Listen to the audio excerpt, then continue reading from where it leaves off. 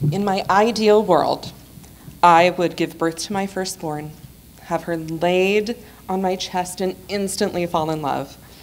I would look in her eyes and see eternity. Our lives would be one and would have a bond that would never be broken. Or not.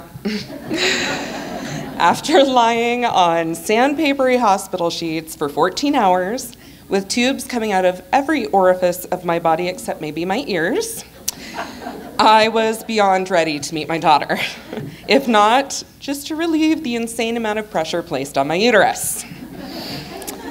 After pushing for the longest 2 hours of my life, she was here. My perfect 7-pound, 20-inch little girl was here. They laid her on my chest.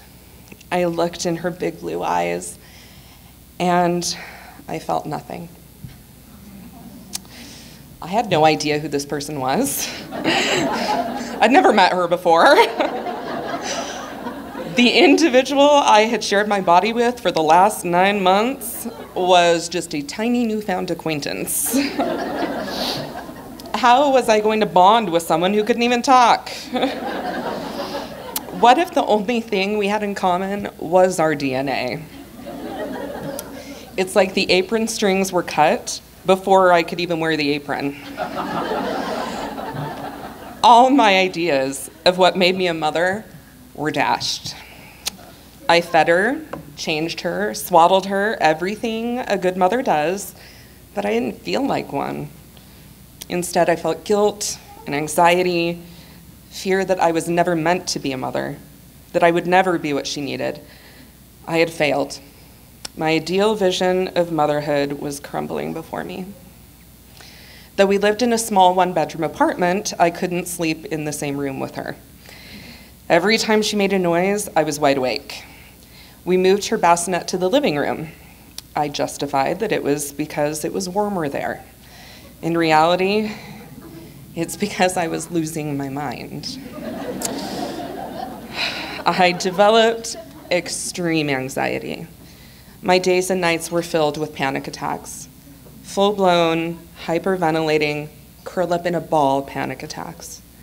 I would cry as I fed my daughter in the middle of the night, feeling guilty because I didn't love her. After all, who doesn't love babies, especially their own? My poor husband felt helpless. He had to return to work the day after we came home from the hospital, so he wasn't there physically for me. He wanted to fix everything, but had no idea how. All he could do was hold me each night as I would break down. I prayed like I had never prayed before. I assumed if my faith was strong enough, I would be healed from the crazy. But no matter how many times I cried out to God, my heart never changed. I was lucky enough to have my sister live close and my mother come and stay. They both held me and told me I was not alone. They had both gone through this before, and everything I was feeling was out of my control. Everything was chemical caused, and things weren't firing correctly in my brain. It wasn't my fault that I was going crazy, and that no matter how much I knew I shouldn't feel that way, I wasn't in control of my thoughts and feelings. They told me that many women go through this, and that there is help, that I could call my doctor and see about getting medication. I strongly resisted. I was still convinced that I could do it on my own, that these feelings of dread, fear, and depression would just go away. They were insistent, telling me that this could go away in a week or a year. I knew I couldn't suffer through this for a year. I wasn't strong enough, so I made the call. Now, most don't have to go on medication to be a mother, but I did. And that's okay.